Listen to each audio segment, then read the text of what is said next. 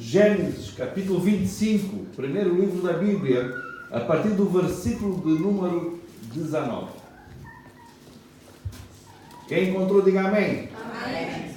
E se coloca de pé para fazermos a leitura da palavra. Oh, glória! Fazer um pouco de exercício.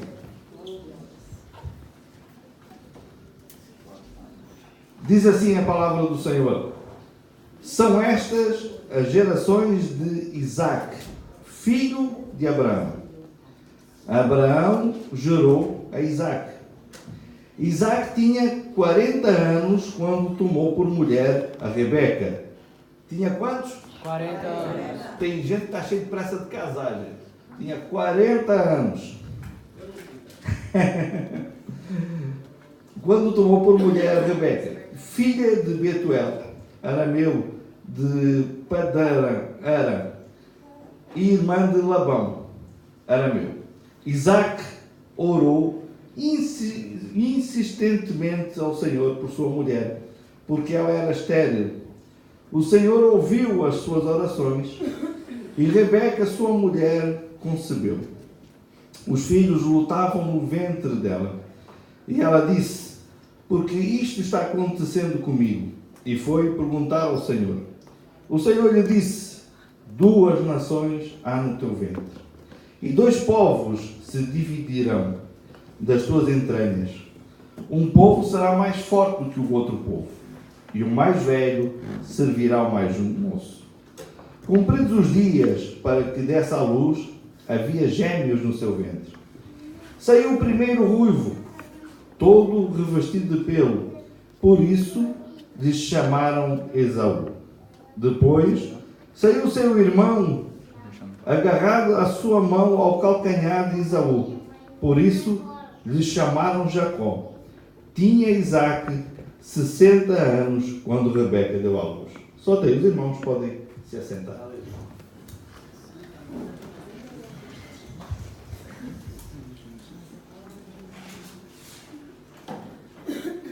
Glória a Deus. Deixa eu soltar o microfone que ele me prende e eu gosto de andar. É que ele tem fio e eu fico preso. Amados, quando nós lemos essa passagem, e eu creio que todos aqui já algum dia leram essa passagem ou ouviram alguma pregação sobre essa passagem do nascimento de Esaú e de Jacó, que são, nomeadamente, os primeiros gêmeos da Bíblia. Essa passagem ela é muito interessante porque ela nos revela algumas coisas. Primeiro nós vemos que Isaque, filho de Abraão, não é? Queria casar. Então aos 40 anos, e eu não estou dizendo aqui para ninguém que só aos 40 é que pode casar, mas estou dizendo que aos 40 anos ele procurou uma esposa para casar. Então ele achou Rebeca, que quer dizer vaso, e aí casou com o vaso, não é? Só que quando nós lemos ali o texto, no versículo seguinte, você vê que ele orou insistentemente a Deus, porque ela era estéril. Só que se nós lemos o texto todo como lemos, vamos ver que a ordem cronológica da situação não foi bem essa. Isaque casou com Rebeca e 20 anos depois, que ele viu que ela não tinha filhos, é que orou para que ela ficasse grávida, então ela ficou grávida. E aqui vem o primeiro ponto que eu acho interessante, é que Isaque casou, e lógico, como todo mundo que casa, e principalmente naquela época, queria ter filhos, porque era honroso ter filhos. Então Isaque começou a trabalhar para ter filhos. Não havia televisão, não havia internet, então o negócio, todo dia a gente trabalhava, né? E aí acontece que passa o primeiro ano e Rebeca não tem filhos. Passa o segundo ano, Rebeca não tem filhos. Será que Isaque não deu para entender logo que havia um problema? Não, ele ficou insistindo durante 20 anos. Daniel.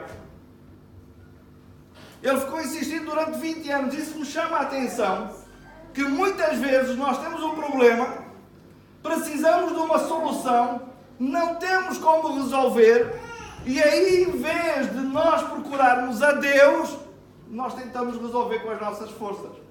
Talvez Isaac pensava, para ela ficar grávida tem que ser assim, né? Então não adianta pedir a Deus, porque Deus não vai me fazer nada, sou eu que tenho que fazer. E às vezes nós achamos que somos nós que temos que fazer, que somos nós que vamos resolver o problema. E ficamos insistindo. E normalmente quando a gente vê que não consegue mais, que bate o desespero, então a gente faz o quê? Vai orar. Gente, é interessante como o ser humano, ele é todo igual. A gente acontece uma situação qualquer, vamos dar assim aqui um exemplo, perdeu o emprego, a gente vai atrás de emprego. A gente vai aqui, vai acolá, pede a um, pede a outro, corre atrás, responde anúncio. E só quando não consegue, que a coisa começa a ficar ruim, então a gente ora a Deus. E aqui Isaac teve a mesma atitude, então 20 anos depois, ele orou de forma insistente a Deus e logo Rebeca fica grávida. Acontece que quando Rebeca estava grávida, durante a sua gestação, acontece assim um fenómeno que é muito interessante, as crianças mexem lá dentro, não é?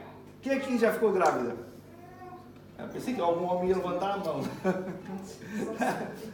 Mas todos os pais já viram na barriga da esposa a criança mexer. E aí fica lá e coloca a mão, né? E diz assim, chuta aqui filho, chuta aqui. Esse aqui vai ser jogador de futebol. Meu Deus. Se todos aqueles que a gente diz que vai ser jogador de futebol, jogasse futebol, o preço do jogador era bem mais barato. É porque todo mundo quer um filho jogador de futebol. E aí, esse aqui é como o pai, chuta aí, chuta aí. E aí a criança mexe, aquela coisa toda. Acontece que dentro de Rebeca, a coisa era muito mais violenta. E ela tinha muitas dores. Mulher sabe que criança quando mexe lá dentro dói. Aliás, até a partir do momento que fica grávida, começam as dores porque a criança precisa de espaço lá dentro. Então todos os órgãos da mulher começam a se mexer para criar espaço para a criança. E isso provoca dores. Só que lá dentro tinha duas crianças, dois gêmeos, brigando um com o outro. Imagina, criança quando é pequena, que são irmãos assim pequenos, que briga, a gente já aperta a cabeça. Para de brigar, vocês dois só sabem brigar, é ou não é? Mas imagina dentro da barriga brigando. E aí, eu fico assim imaginando, presta bem atenção, a Bíblia não fala, eu fico imaginando, que as duas crianças estavam lá dentro e alguém falou para elas, o que nascer primeiro vai ser o primogênito, vai ter o dobro da bênção, vai ter o dobro dos bens, o dobro da herança, né? Porque naquela época era assim, o primogênito tinha metade da herança e a outra metade era dividida pelos outros todos. Então ser primogênito era coisa boa. E aí os dois começam a brigar lá dentro. E, na opinião de vocês, quem prevaleceu na briga lá dentro? Jacó. O primogênito foi que saiu primeiro. O primogênito que saiu primeiro, Esaú. E engraçado que, olha só como as coisas são interessantes. A Bíblia fala que Esaú, quando nasce, ele era... Quem prestou atenção no texto? Ruivo. E todo peludo. E era mais forte.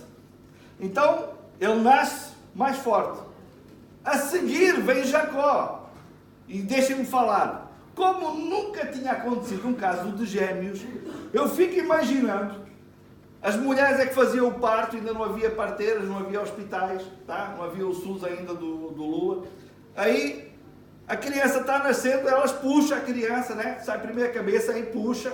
Quem já assistiu um parto aí? Faz aí o sinal com a mão. Eu já assisti 3. Já estou profissional. Quando é a hora do parto, eu já arregaço as mangas e eu digo, aí as luvas que a gente está aqui. Aí vem a criança. Aí elas puxam. Só que quando está para sair as pernas, não sai. Não sai. E aí alguém pede ajuda. Ajuda aqui, vamos puxar essa criança aqui. E começa a puxar, e que surpresa, na hora que puxa, vem uma mão agarrada no calcanhar. E aí está puxando e sai um Jacózinho. Agora preste atenção, Esaú era ruivo e era peludo, e era forte. E Jacó era franzino. Quando a gente sabe que quando há gêmeos, muitas vezes acontece que um pega todos os nutrientes e o outro não. E que um sai mais forte e o outro não. Eu conheço uns gêmeos que, sinceramente, é a coisa mais engraçada. É uma moça e um rapaz. A moça é mais alta que eu. E o rapaz é assim, não dá aqui por mim. Ninguém na vida diz que eles são família, quanto mais irmãos gêmeos. E aí eles até brincam que ela pegou tudo que era dele e ele saiu assim meio raquítico. Ali com Esaú e Jacó, acontece mais ou menos a mesma coisa. Esaú sai forte. Então chamaram aquela criança de Esaú porque ela era ruiva e peludo. Só que aqui atrás veio o Jacó. Mas ninguém estava à espera do Jacó. Não tinha quarto para o Jacó. Não tinha enxoval para o Jacó. Não tinha roupa para o Jacó. E o Jacó não tinha pelos e era franzino. E eu fico imaginando, que nome é que a gente vai dar para essa coisa aí que nasceu aí junto? Que nome é que a gente vai dar para isso aí? Isso aí não vai prevalecer. Gente, porque naquela época só prevalecia quem era mais forte. Tá? Não tinha vacina, não tinha teste do pezinho, não tinha todas essas coisinhas que tem hoje. Criança nasce fragilizado, vai para a incubadora, recebe leitinho pelo nariz e tal.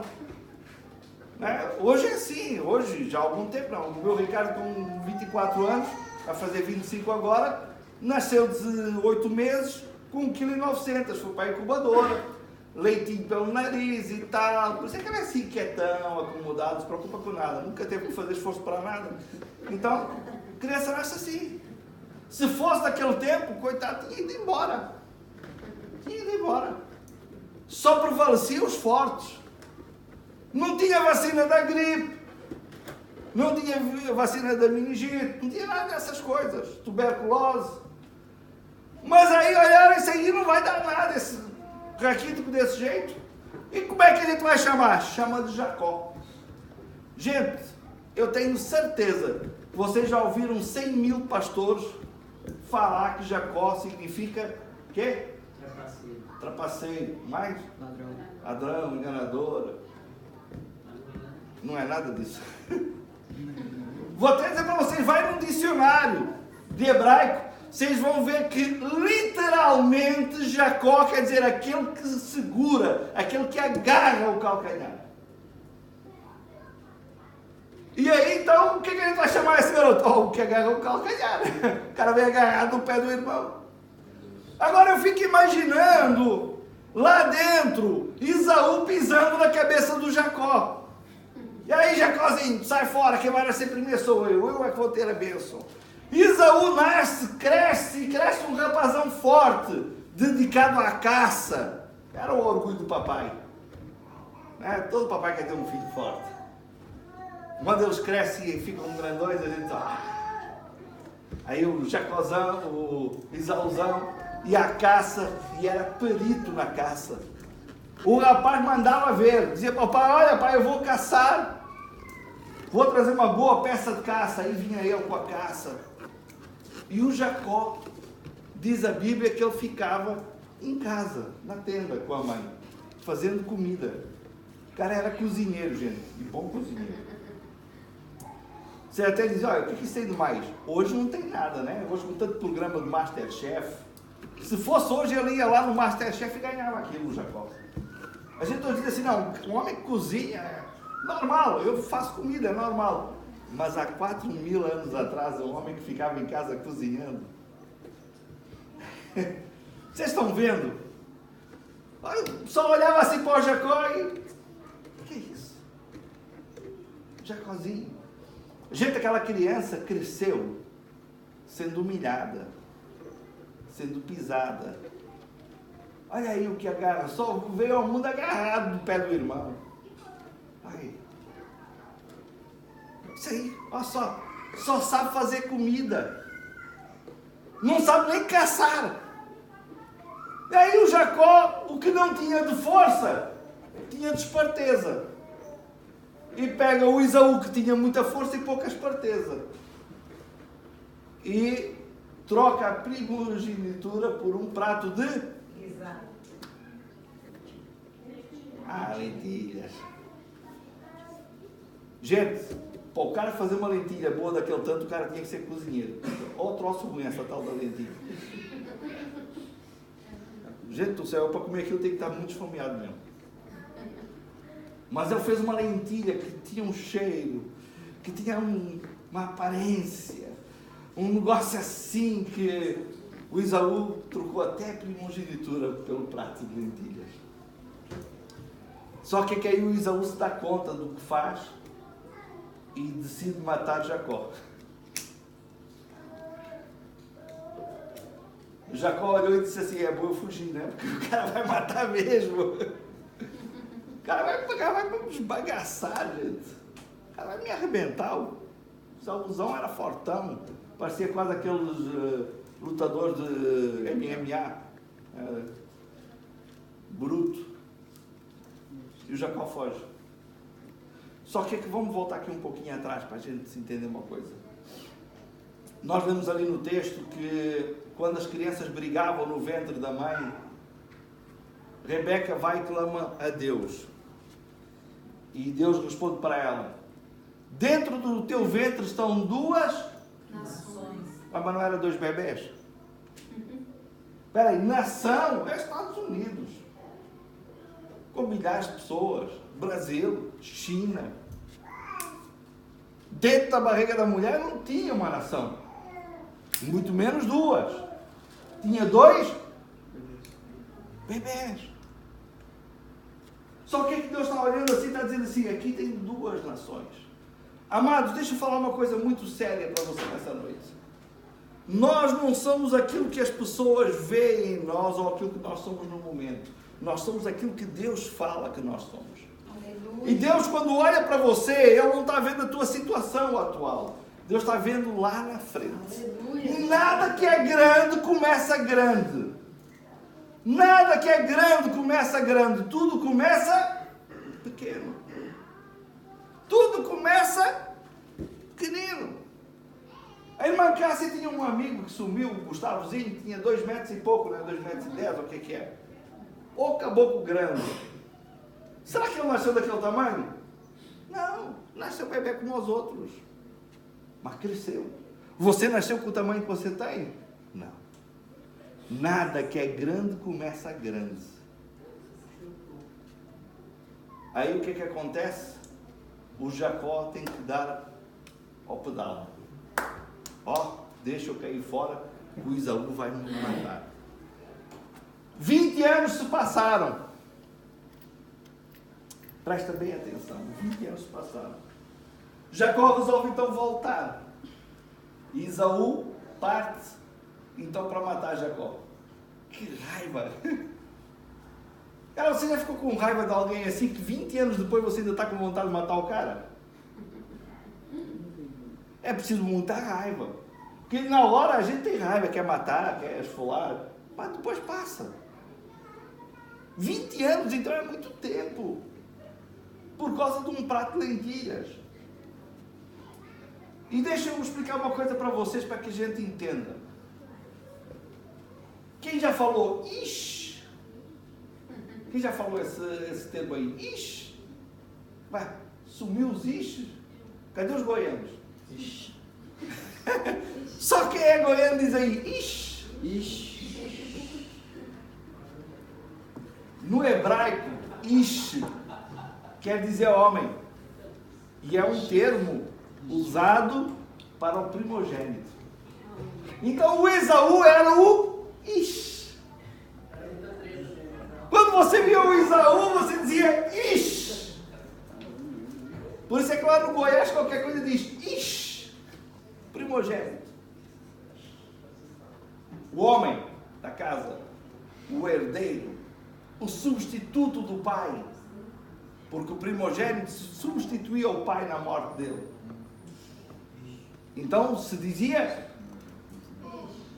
Ish. Vocês aprendem errado. O Esaú era o quê? Ish. resolve então vir encontrar com o Ish. E todo mundo conhece a história que no Val de Jaboque, no Val de Jaboque, não é Val, é Val de Jaboque. O que é um val? O val é uma linha de água, um córrego, a gente chama. No Val de Jaboque, durante a noite, durante a madrugada, Jacó viu o quê? Gente, fala aí, me ajuda, por favor. O anjo do Senhor. E aí, o Jacózão fez o quê? Lutou com o anjo. E aí agarrou na perna do anjo. Calcanhar de novo. O nome dele era quê? Jacó, o que agarra. E ele falou, olha, eu só te solto se me abençoares. Aí o anjo, não, eu tenho que ir embora. E o Jacó disse, não, só se me abençoares. Jacó estava dizendo para o anjo, olha, esse negócio de ser pisado, de ser humilhado, de agarrar no calcanhar é comigo. Desde o ventre lá da mamãe, que eu agarro no calcanhar. Sabe o que mais? Tudo que é oportunidade eu agarro, eu não solto uma oportunidade. Gente, não precisa ser fortão para agarrar a oportunidade, não. Precisa ser persistente. Precisa saber o que quer. E Jacó sabia o que queria. E ele agarrava as oportunidades. Teve a oportunidade de trapacear o irmão. Não foi muito legal, mas trapaceou. Teve a oportunidade de prosperar com o sogro. Prosperou. Foi enganado pelo sogro, porque tudo que a gente semeia, a gente colhe. Ele enganou o irmão, o sogro enganou ele. Quando você engana alguém, alguém vai te enganar. Quando você é estúpido com alguém, alguém vai ser estúpido com você. Quando você é amoroso com alguém, alguém vai ser amoroso com você. Tudo que a gente semeia, nós colhemos. E aí, o Jacó agarra na perna do anjo e diz, ó, eu não te solto enquanto você não me abençoar. Aí o anjo fala para ele, como é que é o teu? Nome. Como é que é o teu? Nome. E ele responde o quê? Jacó. Aquele que agarra no calcanhar. Literalmente, aquele que agarra no calcanhar. Aí o anjo diz assim, esse era o teu nome, porém a partir de agora você se chamar Israel. Israel. O anjo estava confirmando que ele era o primogênito. Presta atenção a esse negócio de Israel, tá? Às vezes a gente lê a Bíblia e passa por cima de coisas que não sabe. Ali, a bênção do anjo sobre Jacó foi a primogenitura. O anjo olhou para Jacó e disse assim, cara, tu é franzino, mas tu é insistente. Tu sofre, mas tu continua. Sabe o que Deus está falando para nós nessa noite? Não importa as lutas, não importa as dificuldades, saiba aquilo que você quer, persista, agarra as oportunidades, não desista, lute por aquilo que você acredita, lute por aquilo que você quer. Aleluia. Às vezes nós queremos a bênção de Deus e a bênção de Deus já está sobre a nossa vida. Basta que a gente se posicione, que nós tenhamos uma posição, que nós lutemos por aquilo que nós queremos, que nós nos agarramos àquilo que nós queremos.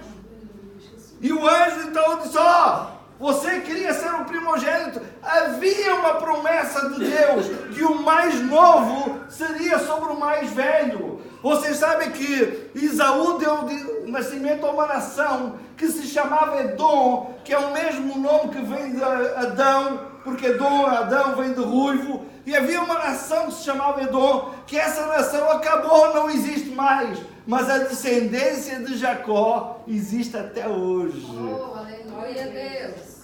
E outra, Deus ainda fez uma promessa, que a descendência de Jacó nunca deixaria de existir sobre a face da terra. E quanto mais matam o judeu, mais judeu nasce.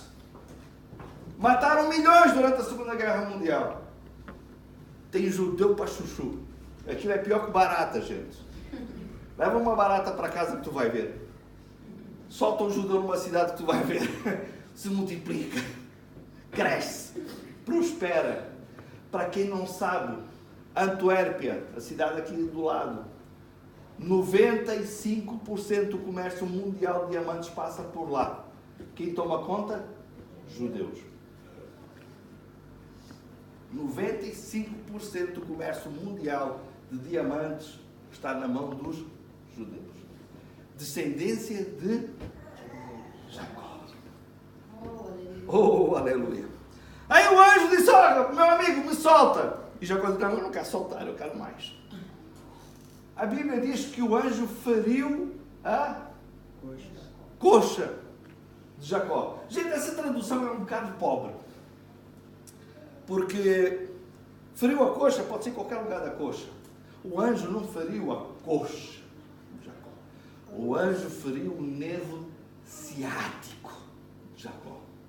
A ponta da espada tocou sobre o nervo ciático. Alguém aí já teve dor do nervo ciático? Nossa, coisa legal, né? A gente vê até anjo voando com a dor do nervo ciático. O negócio é terrível. Agora imagina a dor que Jacó sentiu naquela hora. Na hora que o anjo tocou no nervo ciático e disse, me solta, Jacó gritou, já soltei, deixa quieto. E aí acontece uma coisa engraçada. Pela manhã, Jacó vai encontrar com a sua família. Diz na Bíblia. E aí, só que Jacó tinha a perna ferida. O nervo ciático machucado. Eu imagino que Jacó andava assim. Ai. Vocês já andaram com dor no nervo ciático? Já andou, pastor Robson, com dor no nervo ciático? Nossa, pode doer tudo, mas deixa o nervo ciático quieto, gente. Aí o camarada... Eu imagino a família olhando de manhã e ver o camarada vir. Alguém diz assim, é Jacó. Não é Jacó, Jacó não anda assim. Mas olha só, é a roupa do Jacó. É a barba do Jacó. É o Jacó. Mas o Jacó vinha andando diferente. Sabe, meu querido, não tem como ter um encontro com Deus e continuar andando do mesmo jeito. É verdade, Deus. Não tem como você ter uma experiência com Deus e sair andando do mesmo jeito. Quando a gente tem uma experiência com Deus, nós começamos a andar diferente. E às vezes a gente vê pessoas da igreja uma vida inteira e andam do mesmo jeito. Não tem uma experiência com Deus. Amados, se tem uma coisa que o coração de Deus deseja, é ter uma experiência conosco. Deus, Ele quer ter uma experiência pessoal e íntima com cada um de nós. Deus quer tocar na tua vida de forma especial. Você nunca mais esqueça. Jacó nunca mais esqueceu daquela noite. Aleluia. Cada vez que ele levantava da cama, ele dizia, ai. E cocheava, ele se lembrava que ele teve uma experiência com Deus. Amados, nós precisamos ter uma experiência com Deus. Não tem como nós termos uma mudança na nossa vida, como nós caminharmos de forma diferente se não tivermos uma experiência com Deus.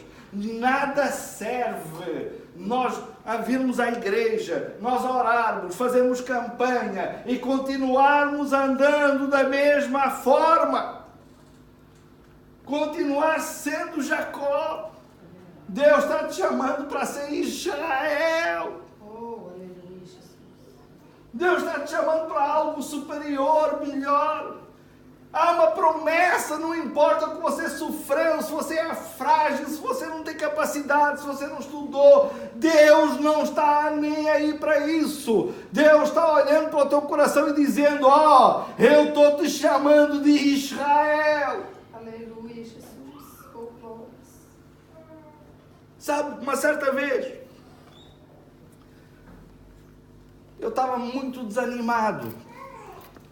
Muito desanimado. E pensa, se eu sou um camarada animado, quando eu estou desanimado, aumento tanto para baixo. E eu falava para a minha esposa, eu quero entregar a igreja, eu quero deixar a igreja, eu não quero ser mais pastor, eu estou cansado. E o desânimo cada vez era maior. E um dia nós fomos orar na igreja, ainda ali na Praça Barra. Nós tínhamos oração, se eu não me engano, às segundas, quartas e sextas, a partir das 10 da noite com os obreiros. E eu me ajoelhei e era uma hora de oração. E eu fiquei quase uma hora, meio que cochilando. E aí eu olhei para o relógio e faltavam 15 minutos para terminar a oração. Então eu resolvi orar. E eu falei assim para Deus: Senhor, o Senhor já preparou alguém para ficar no meu lugar para que eu possa deixar a igreja? Gente, brinca com quem você quiser, mas não brinca com Deus. Às vezes eu escuto alguns falar assim: eu vou brigar com Deus. Eu penso: que otário. Que otário. Ah, porque eu desafio Deus. Larga de ser besta. Vai quebrar a cara.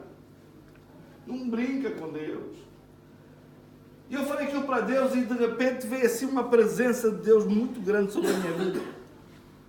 E eu comecei a chorar que nem um bebê. E quando eu chorava, Deus começou a falar comigo. E aí, gente, eu sempre fui muito cético, tá? Eu sempre fui um pastor assim muito pé no chão, assim muito firmado nas coisas normais. E aí de repente eu olhei assim e eu vejo uma águia entrando dentro da igreja. Assim, como eu estou vendo vocês. E eu vejo ela vir e pousou assim em cima do púlpito. E quando ela pousou em cima do púlpito, ela se coloca de pé e era um anjo. E esse anjo veio andando pelo ar, com uma espada na mão. Eu olhei aquilo, escusado a dizer que eu fiquei cheio de medo, né? Eu pensei: meu Deus, o que é isso? Estou ficando louco. Eu nem usei droga e já estou tendo alucinações. Não bebi nada, estou vendo coisas. E aquele anjo vem assim até por cima de mim, chega e enfia assim a espada. Quando ele enfiou a espada, eu caí, derrubei as cadeiras todas e comecei a gritar. Tem testemunhas aqui, tem gente que estava lá que está aqui hoje. Tem várias pessoas que estavam lá nessa noite. Era cadeiras pelo ar, era uma bagunça que ninguém entendia nada. E eu gritava e esperneava naquele chão. E as pessoas olhavam assim para mim e certamente pensavam: o que está acontecendo? E ninguém entendia nada. E ali eu fiquei muito tempo. Mas muito tempo. E durante esse tempo Deus foi falando comigo muita coisa que aconteceu seguidamente. Até que esse anjo veio de novo e tirou a espada. E só quando ele tirou a espada eu consegui mexer novamente. Eu não mexia, fiquei completamente paralisado. Dali eu saí. Quantos aqui já andaram de carro comigo? Vocês sabem que eu ando sempre devagarinho, né? Sempre devagarinho. Eu entrei dentro do carro com a minha esposa e ia para casa e eu ia 20, 30 horas. A minha esposa perguntava assim: o que é que foi, Paulo? Você está bem? É porque eu andar devagar, perguntas mesmo se está bem. Aí eu olhei para ela e disse assim: você não está vendo? E ela: não. Tem dois camaradas de branco aqui na frente do carro, voando aqui na frente do carro.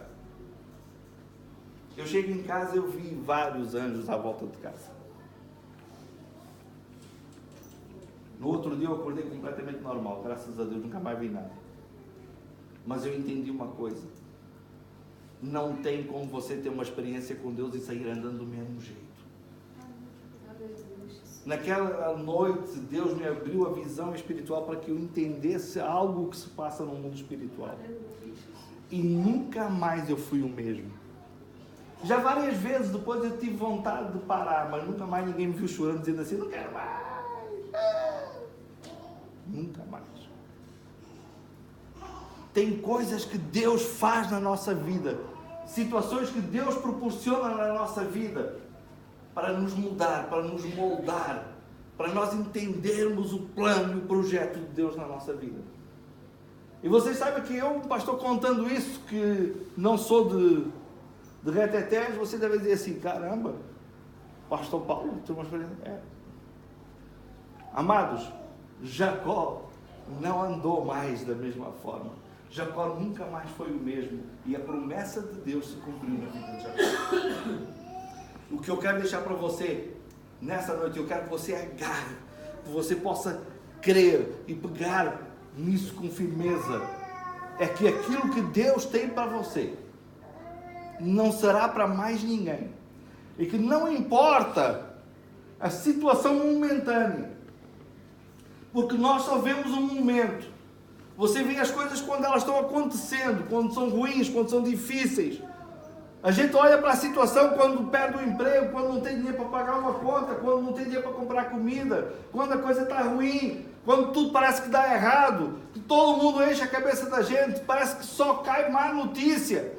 Nós olhamos para as circunstâncias nesse momento e dizemos assim: como as promessas de Deus vão se cumprir na nossa vida? Como Deus vai realizar aquilo que Deus prometeu? Gente, essas coisas estão acontecendo justamente porque Deus está te preparando para aquilo que Ele tem para você. Quanto maior é a luta, maior é a vitória. Quanto mais a coisa está ficando preta, mais perto está da tua vitória. Não desista. Tem gente que quando a coisa fica feia, desiste. E o que Deus está falando para nós nessa noite é: não desista. Segura firme. Não importa se você tem condições ou não tem condições, importa que se Deus é na tua vida, as coisas que Ele te falou, que Ele te prometeu vão acontecer. Importa que nós temos um Deus que pode mudar a história de uma nação, quanto mais da tua vida. Aleluia. Importa que nós temos um Deus que se preocupa nos mínimos detalhes conosco. Jacó, ninguém dava nada por ele. Talvez você nessa cidade se sinta um Jacó. Ninguém dá nada por você. Talvez você olhe e pensa: poxa, eu tenho que trabalhar na limpeza, tenho que trabalhar na construção. Eu podia ter um emprego melhor. Mas eu não sei nem a língua dessa nação, não sei escrever, não sei ler. Eu me sinto que nem um analfabeto. Quantos aqui já se sentiram que nem um analfabeto aqui? Eu já me senti muitas vezes. Que nem um analfabeto. Às vezes a gente fica pensando assim: poxa, se eu voltasse para a minha terra. Mas se Deus trouxe aqui, não é para voltar para a tua terra, meu filho. Quem anda para trás é caranguejo.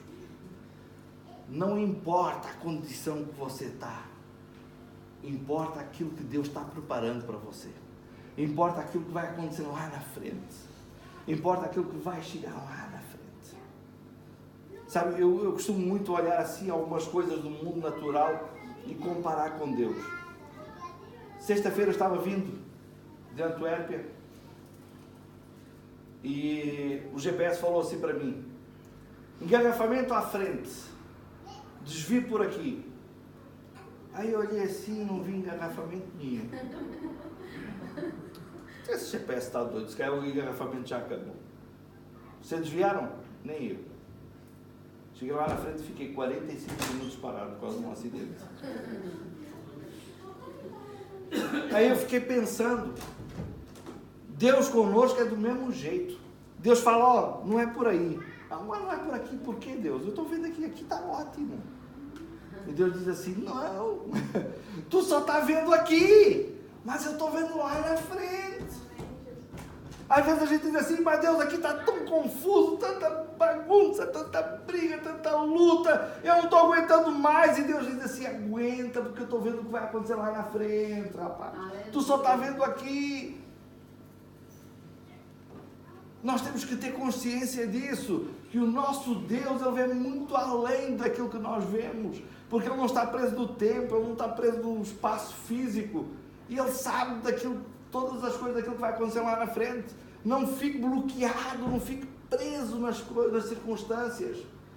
Creia na promessa de Deus para a tua vida. Amém? Amém. Se coloca de pé nesse momento.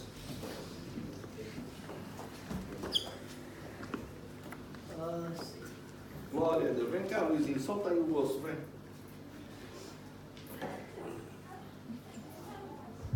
Glória a Deus.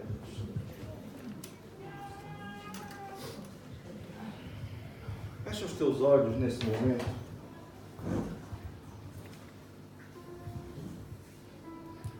vamos exercitar a nossa fé. Aleluia. Fazer um exercício de fé. Confie em mim. Fecha os teus olhos e começa a imaginar, a visualizar o teu problema. Começa a olhar as dificuldades que têm te assolado, as lutas que têm se apresentado diante de você.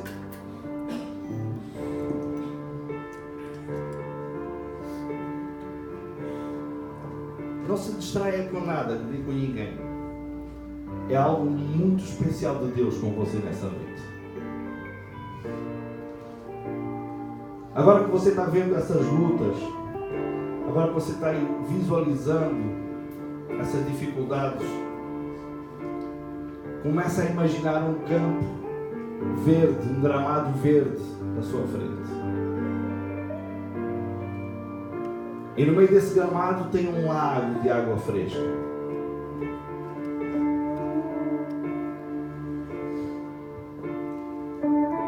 E você vai caminhando, deixando para trás a dificuldade, deixando para trás o problema, e caminhando em direção a esse lago de água fresca. Nesse lago de água fresca, tem alguém vestido de branco, de braços abertos, te esperando para te abraçar.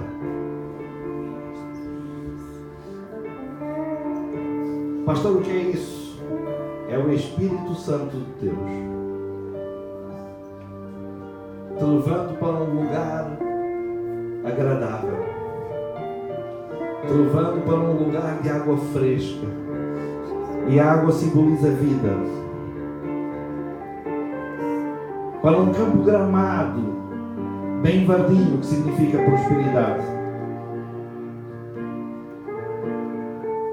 E essa pessoa de branco, de braços abertos, é a presença de Deus na tua vida.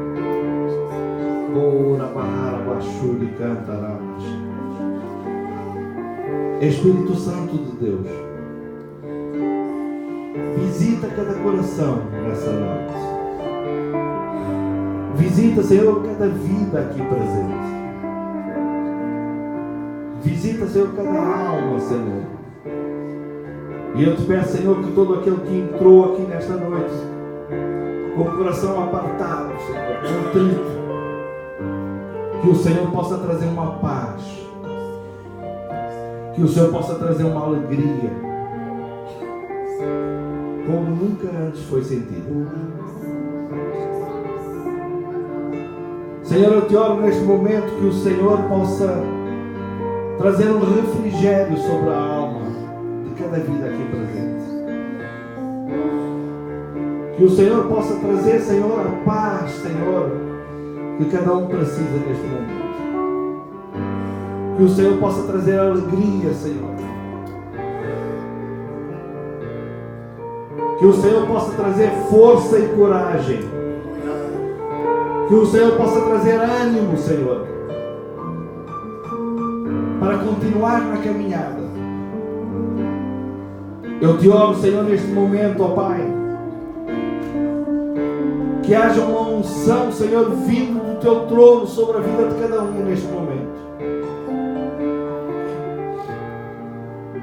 Senhor, uma unção, Senhor, de força, de fé, de coragem, para continuar a caminhada, Senhor. Em nome de Jesus. Em nome de Jesus, Senhor, nós te louvamos e agradecemos, Pai.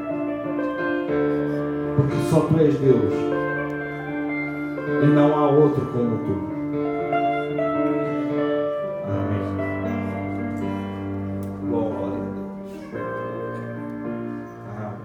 Pastor Augusto, vem cá cantar um hino para nós, para louvar o Senhor conosco. Continue nesse espírito de adoração.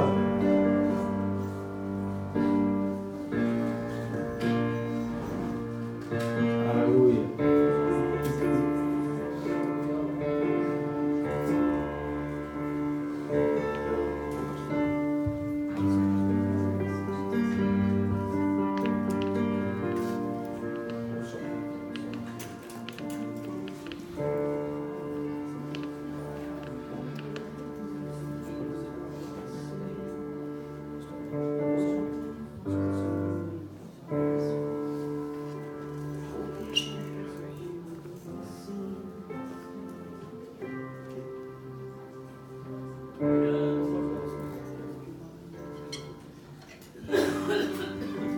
Amém?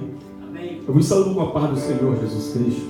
Amém. Louvado seja o nome do Senhor, nosso Deus. Sabemos que Deus, Ele está presente conosco